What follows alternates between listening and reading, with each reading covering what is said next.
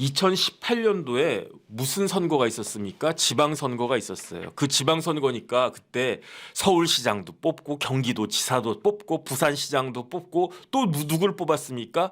울산시장을 뽑았잖아요. 그런데 그 울산시장 그 할 때 뭐가 있었습니까? 관건 선거가 있었잖아요. 관건 선거라고 하는 건 뭡니까? 관의 권력을 빌린, 관의 힘을 빌린 선거가 있었다는 거잖아요. 그러면 관건 선거가 있었다라고 하는 거는 부정 선거가 있었다는 거예요. 그래가지고 1심 판결이 언제 나왔느냐? 언제 나왔지?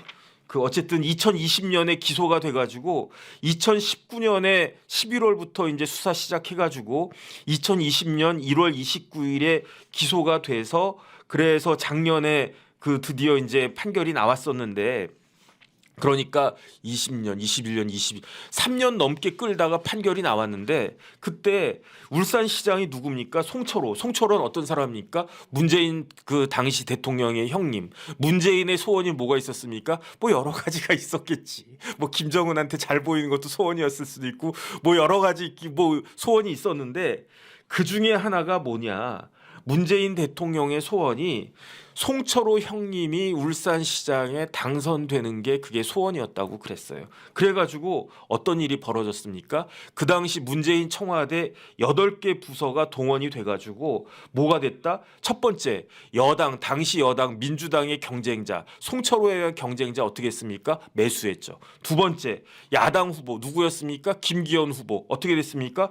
표적 수사, 청탁 수사, 청탁을 받아가지고 송철호의 청탁을 받아가지고 표적 수사해가지고 어떤 일이 벌어졌습니까? 김기현 후보가 공천장 받는 날 사무실에 압수수색이 들어갔어요. 그랬는데 어떻게 됐습니까? 결국은 무혐의 됐지. 그런데 어떻게 됐습니까? 김기현 낙선했지. 그다음에 세 번째 어떻게 했습니까? 여당 후보 송철호 후보를 지원했지. 이게 부정선거 3종 세트였어요. 첫 번째 일단은 여당에 같이 내가 송철호랑 내가 여당 후보를 한번 경쟁해 볼래. 송철호보다 내가 나라고 했던 사람을 매수해가지고 출마하지 못하게 하고 1번 여당 후보 제거. 그 다음에 2번 야당 후보 제거. 야당 후보에 대해서 청탁받아가지고 표적 수사해서 야당 후보 완전히 스크래치를 확 내버려가지고 제거. 그 다음에 3번 유권자들한테 어떻게 했습니까?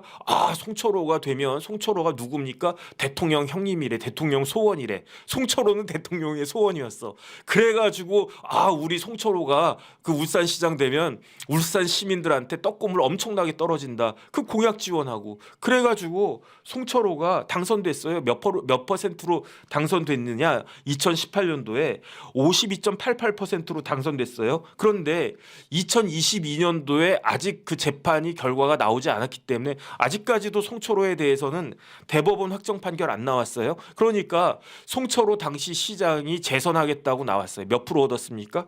40.21%. 그러니까 제가 봤을 때 이렇게 3종 세트로 여당 경쟁자 매수하고 그 다음에 야당 후보 수사하도록 하고 세 번째 여당 후보로서 공약하고 이렇게 3종 세트가 없었으면 그 3종 세트로 인해 가지고 송철호 후보가 송철호 시장이 받은 표가 몇 퍼센트다? 12%다. 저는 그렇게 계산되는데요. 왜냐하면 52.88% 받아가지고 당선됐는데 야당이 돼가지고 그런 게 없어지니까 몇 프로 받았다? 40% 받았다.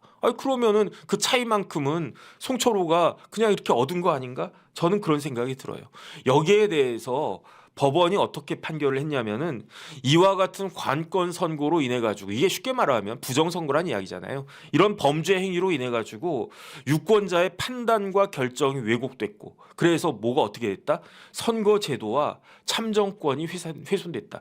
제도로서의 민주주의 제도로서의 선거 제도가 훼손됐고 국민의 권리로서 유권자의 권리로서 참정권이 훼손됐다.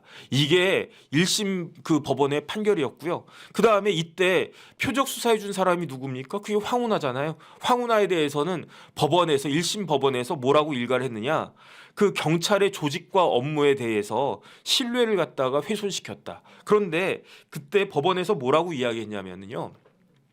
민주주의의 근간은 선거 제도잖아요. 그런데 이러한 선거 제도가 이런 식으로 훼손이 됐다. 참정권이 이런 식으로 훼손됐다. 그러니까 이거는 2018년도 지금으로부터 6년 전에 명백한 부정선거 있었다. 저는 그런 생각을 하고요. 그다음에 그 전에는 뭐가 있었습니까? 2017년도에 대선이 있었잖아요. 근데 그 대선에 누가 형사처벌 받았습니까? 김경수가 형사처벌 받았잖아요. 김경수가 왜 형사처벌 받았습니까? 김경수가 드루킹 만나가지고 뭐 돌렸다며.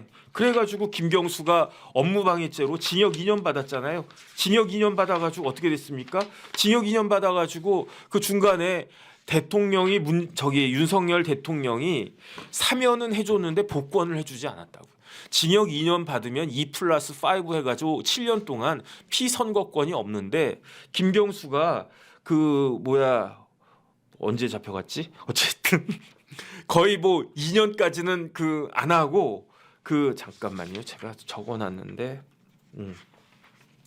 김경수가 2021년 7월 21일에 확정이 됐어요. 대법원 판결이. 그래가지고 이제 다시 구속됐다가 원래 김경수가 업무방해로 징역 2년을 받았는데 그런데 법정 구속됐거든요. 언제?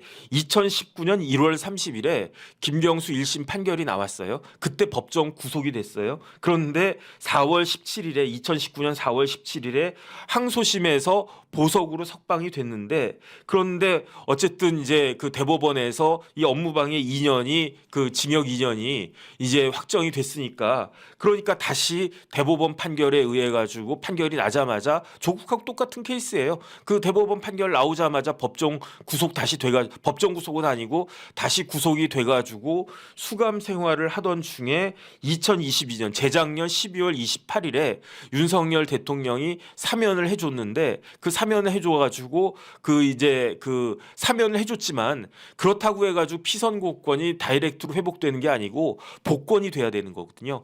5년 동안 형의 실효에 관한 법률에 의해 가지고 김경수에 대해서는 이제 피선거권이 지금 박탈되어 있는 상황인데 대통령이 뭐 복권해 줄지 안 해줄지는 만약에 김경수에 대해서 복권이 안 되면 다음번 대선에도 2027년 대선에도 나갈 수가 없어요. 김경수가 이번에 얼마나 몸이 근질근질했겠습니까? 총선 나오고 싶어가지고 못 나오지. 피선거권이 없으니까. 그런데 2027년 3월에도 대선 후보로 나올 수가 없어요. 왜냐? 피선거권이 없으니까. 그런데 그 사이에 윤석열 대통령이 복권해줄지 말지는 대통령 마음이니까 그건 어떨지 모르겠고. 근데 김경수가 왜 징역 2년 받고 왜 지금까지 피선거권이 없습니까? 드루킹 때문에. 근데 드루킹이 뭐 하기 위한 겁니까?